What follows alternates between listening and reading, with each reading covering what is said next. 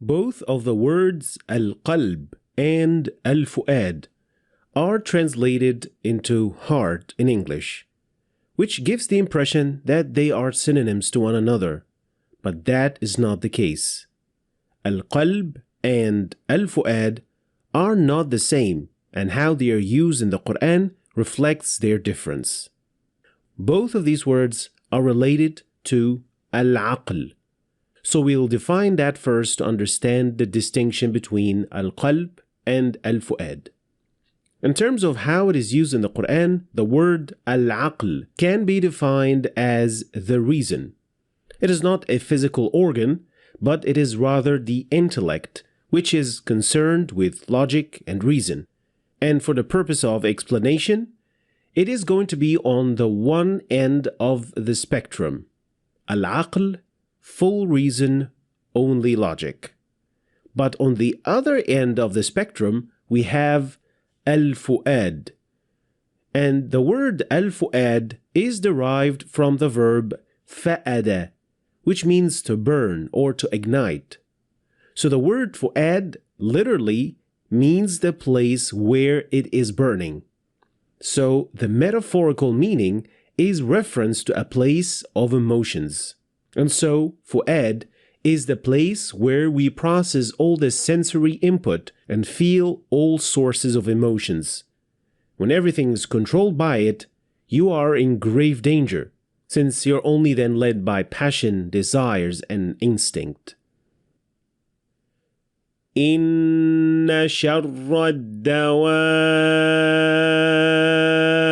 عند الله الصم البكم الذين لا يعقلون. Notice how Allah describes these creatures as ones that do not use reason, since they are then following fully the other side of the spectrum, following their instinct, passions, and desires. So, al-aql, the reason, and al-fu'ad, the heart when it comes to emotions. And now, let's understand what is meant by al-qalb. Al-qalb is basically the one that governs both of these two and keeps them in balance. So there is no wonder that it is derived from the verb qalb, which means to change. And so the heart, al-qalb, is in constant change due to the constant changing balance between al-aql, the reason, and al-fu'ad, as the home for senses and emotions. And now we can understand even more the dua that the Prophet, peace and blessings be upon him, would do, which is يا مقلب القلوب ثبت قلبي على دينك. O controller of the hearts, make my heart steadfast in your religion. And therefore, when we read this ayah telling us about the situation that the mother of Musa, peace be upon him, was in, we can understand more what the ayah means. وأصبح فؤاد أم موسى فارغا إن كادت لتبدي به لولا أن ربطنا على قلبها لتكون من المؤمنين. Then we can understand when she had to give up her son, her heart, al-fu'ad, became empty of anything other than being occupied by her son, as al-fu'ad is the place of her emotions. And in the same ayah, Allah tells us He supported her by bounding fast her heart so that she is not completely controlled by her emotions, so she becomes a believer.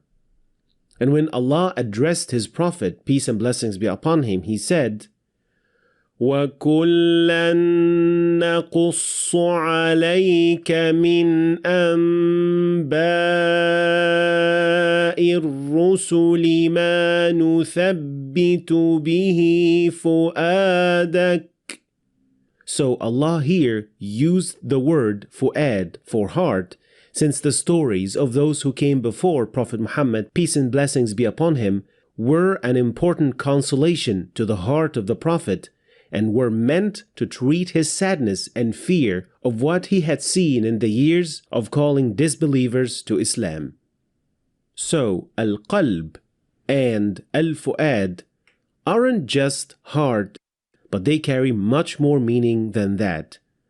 And it is also important to mention that the interpreters of the Quran provided many interpretations to these three terms, but I chose to highlight the one that is most consistent with their use in the Quran, and Allah knows best.